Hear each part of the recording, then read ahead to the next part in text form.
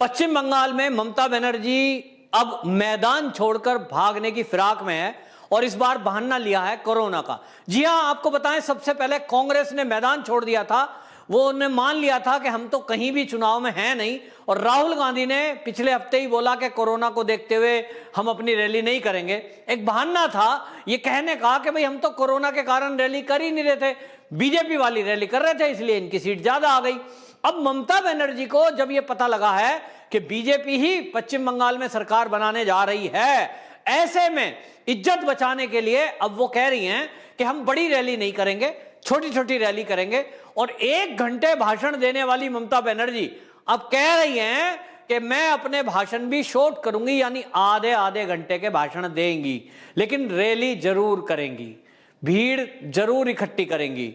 आपको बताएं, वहीं भारतीय जनता पार्टी ने यह तय किया है कि अब उनके जो बड़े नेता हैं मोदी जी, अमित शाह, ये कोई भी लीडर अब पश्चिम बंगाल में जाकर फिजिकल रैली नहीं करेंगे, ये वर्चुअल रैली करेंगे। और ये प्रयोग जो पश्चिम बंगाल में बीजेपी करने जा रही है, ये पहले ही बिहार में चुनाव में वो कर चुकी है। बिहार चुनाव के समय पिछले साल ये स्थिति थी कि कोरोना था, तो उस समय वर्चुअल रैलियां हुई थी। कहीं एक जगह बैठकर वो भाषण देते थे नेता मोदी जी और अमित शाह जी और राजनाथ सिंह जी, और बड़ी बड़ी स्क्रीन लगा दी जाती थी, और वहां लोग सोशल डिस्टेंसिंग का पालन करते हुए या अपने घरों में भी बैठे हुए या सोशल मीडिया के जरिए या अपने मोबाइल फोन पर उस रैली को अटेंड करते थे और नेता के द्वारा कही गई बात को सुनते थे। उसी प्रयोग को भाजपा पश्चिम बंगाल में दोहराने जा रही है, और उन्होंने तय किया है कि पश्चिम बंगाल के अंदर भाजपा जितनी भी रैली करेगी वो वर्चुअल रैली करेगी। जो लोकल स्तर के लीडर हैं, जो विधायक के लिए खड़े हैं, और जो बाकी वहां के पश्चिम बंगाल के लोकल लीडर हैं, वो छोटी छोटी सभाएं और मिलना जुलना रखेंगे, वो भी कोरोना का प्रोटोकॉल मानते हुए। अब ऐसे में ममता बनर्जी भी नाटकबाजी करके अपनी शाख बचाने के लिए ये बहानेबाजी कर रही है।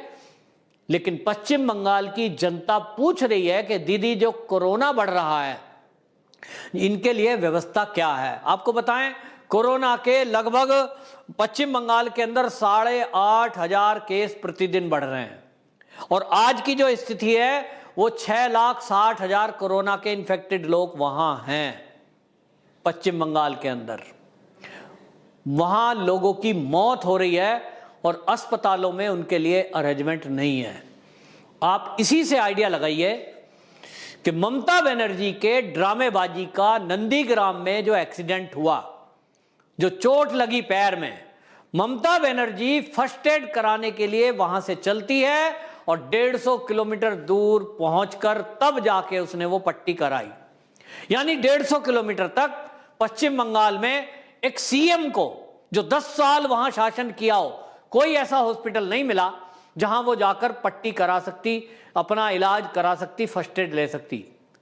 ये स्थिति पश्चिम बंगाल के अंदर है कि सरकारी अस्पतालों की स्थितियां ये है। 150 किलोमीटर में प्राइवेट हॉस्पिटल, क्लिनिक जरूर पड़े होंगे, लेकिन ममता बनर्जी उन प्राइवेट हॉस्पिटल में क्यों नहीं गई, इसकी चर्चा पहले हो चुकी है।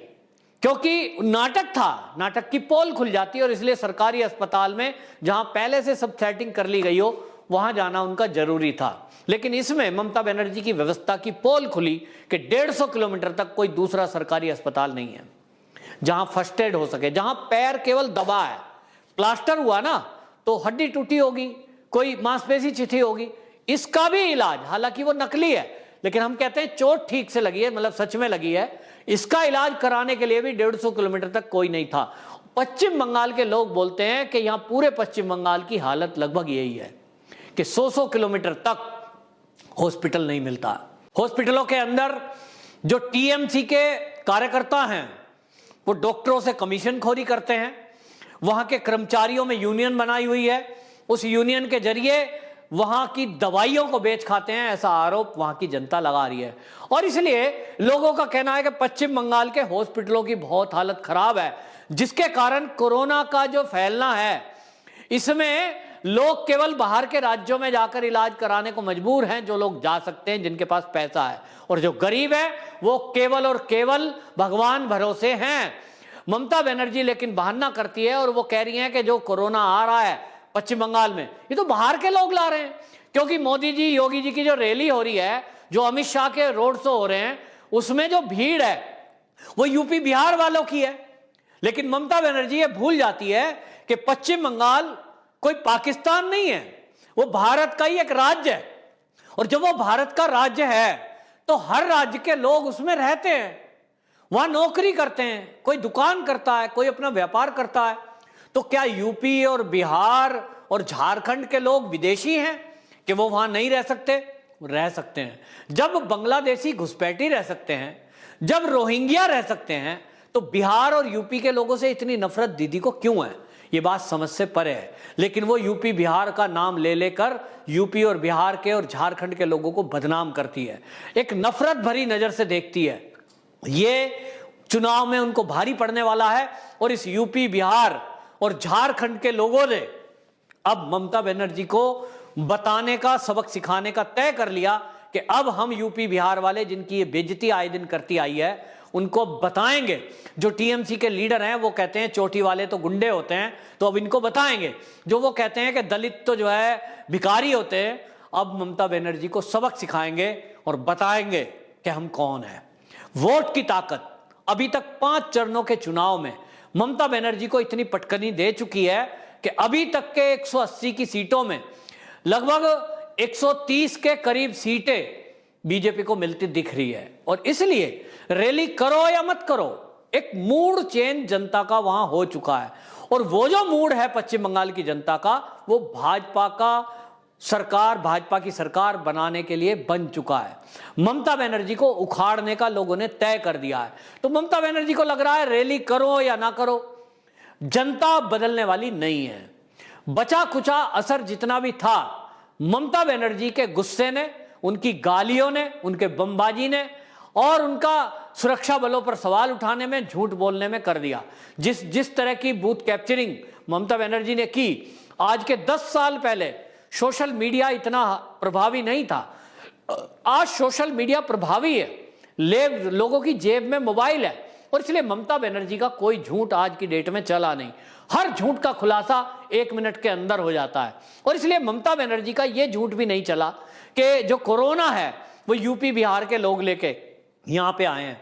क्योंकि ममता बनर्जी का यह झूठ तब तो चल जाता कि वहां वर्ल्ड क्लास हॉस्पिटल होते, व्यवस्थाएं होती, और उस व्यवस्थाओं में कोई बीच में बाधा बन रहा है। आपको बताएं, जितने भी यूपी और बिहार के लोग हैं, ऐसा नहीं है कि वहां गए होंगे तो वो कोरोना ग्रसित नहीं हुए होंगे, लेकिन उनका इलाज वहां नहीं हो रहा है।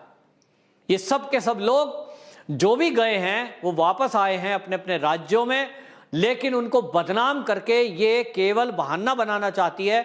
ममता बनर्जी के पास इसका जवाब नहीं है कि यहां जो कोरोना के पेशेंट बढ़े हैं, भाई रैली जो कर रहे हो आप, इसके पहले का इलाज क्या ठीक था?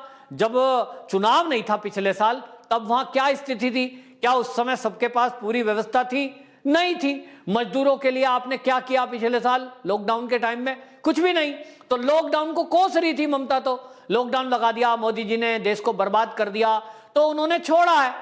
केंद्र सरकार ने अब आजादी दे दी, राज्य सरकारों को कह दिया है कि दीदी आप चाहो तो अपने जिस क्षेत्र में चाहो लॉकडाउन लगा सकते हो, आपकी मर्जी। तो अब ममता बनर्जी को तय करना है कि कहां केस उनको ज्यादा लगते हैं, वहां वो लॉकडाउन लगाएं। लेकिन अब केंद्र सरकार को गाली देने का मौका अब केंद्र सरकार उनको नहीं देना चाहती। आपको बताएं, योगी जी, मोदी जी ने अब यह फैसला भी लिया है कि राज्य सरकारों को केंद्र की तरफ से जो मदद उनको चाहिए वो केंद्र सरकार देगा। उनको वैक्सीन चाहिए, उनको ऑक्सीजन चाहिए, उनको वेंटिलेटर चाहिए, उनको जो एपरेटस चाहिए वो मदद केंद्र करेगा। लेकिन राज्य सरकारों को अपने लोगों की सुविधा खुद देखनी पड़ेगी, उनको खुद व्यवस्था करनी पड़ेगी। तो ममता बनर्जी को शायद अब ये लग गया है कि मैं तो जाने ही वाली हूं, सरकार मेरी बनने वाली नहीं, तो फिर करके भी क्या फायदा? 10 साल में नहीं किया तो अब 2-4 जो हफ्ते बचे हैं इसमें ममता दीदी क्या कर लेगी? और इसलिए लोगों को अब केंद्र सरकार की तरफ नजर है उनकी, और लगता है कि केंद्र सरकार हमारी कुछ मदद करे। तो अब ये व्यवस्था कब केंद्र सरकार के हाथ में आएगी? जब मुख्यमंत्री होते हुए वो केंद्र से गुहार लगाए। और इसके लिए ममता बनर्जी अभी तो चुनाव के बहाने वो केवल और केवल रास्ता देख रही है ये लोगों में मैसेज देने का कि वो जो कोरोना है ना, इस काल से इसलिए वो रैली नहीं कर रही है कोरोना के डर से, वरना उसकी रैली में तो बहुत भीड़ आती थी। आपने देखा जितनी भी चुनावी रैली बीजेपी की हुई, मोदी जी की, अमित शाह की, चाहे वो रोड शो हुआ चाहे वो रैलियां हुई, उसमें पैर रखने की जगह नहीं मिलती थी, मैदान खचाखच भरे होते थे। वहीं दूसरी तरफ ममता बनर्जी की रैलियों में केवल टीएमसी के गिने चुने कार्यकर्ता होते थे और रैली के स्थान पर कोई लोगों में इंटरेस्ट नहीं था, जबरदस्ती आए गए लोग होते थे। बीजेपी की रैलियों में भीड़ देखकर ममता बनर्जी पहले ही चरण के चुनाव से पहले बौखला गई, जिसका नतीजा उनको लग गया था। लेकिन आज ममता बनर्जी अपनी इज्जत बचाने के लिए अब रैलियों का बहाना ले रही है, लेकिन कोरोना के बढ़ते केसों को देखकर अब जिस तरह का डिसीजन ममता बनर्जी को लेना चाहिए लोगों की सुविधाओं के लिए, लोग ममता बनर्जी की तरफ देख रहे हैं कि दीदी अगर आपको सच में हमारा ख्याल होता तो 10 साल के अंदर हॉस्पिटल बनाए होते, 10 साल के अंदर जो प्रवासी मजदूर हैं उनके लिए अरेंजमेंट किए होते, 10 साल के अंदर जैसी सुविधा आपने बांग्लादेशी घुसपैठियों के लिए की, क्या वो यूपी और बिहार के लोगों के लिए नहीं कर सकती थी? क्या वो बांग्लादेशी मुसलमानों के लिए नहीं कर सकती थी? बांग्लादेशी मुसलमान ममता बनर्जी से लगातार ये सवाल पूछ रहे हैं कि ममता दीदी आपको हमारी परवाह क्यों नहीं हुई? आपने परवाह भी की अगर मुसलमानों की तो वो बांग्लादेशी घुसपैठियों की। क्या आपको उन्हीं की वोटों की चिंता है? और इसलिए बहुत मुस्लिम लोगों ने तय किया कि हम बीजेपी को जिताएंगे। सबका साथ सबके विकास वाली पार्टी अब कोरोना काल में भी लोगों की उम्मीद मोदी जी से है। अब देखते हैं 2 तारीख में इसका रिजल्ट आएगा, उसके बाद कितनी तेजी से बीजेपी की सरकार वहां बनती है और फिर उसके बाद कोरोना की स्थिति को नियंत्रण में लिया जाता है। जनता मोदी जी की तरफ देख रही है और पूरा देश मोदी जी की तरफ देख रहा है। लेकिन कुछ राज्यों के मुख्यमंत्री जिनकी आदत है कि पूरे 1 साल सोते रहे और जब स्थिति विस्फोटक हो जाए तो मोदी जी मोदी जी मोदी जी मोदी जी मदद करो, मोदी जी मदद करो, ऐसा चिल्लाते हैं। लोग सवाल नहीं करते, मीडिया सवाल नहीं करता कि जब आप मुख्यमंत्री थे आपने क्या किया अपने प्रदेश की जनता के लिए। जब स्थिति विस्फोटक हो जाती है तब केंद्र की तरफ देखते हो। ठीक है, केंद्र मदद करेगा, लेकिन आप अपनी जिम्मेदारियों से कब तक भागते रहोगे? प्रदेशों की जनता प्रदेशों के मुख्यमंत्रियों से ये पूछे। वंदे मातरम।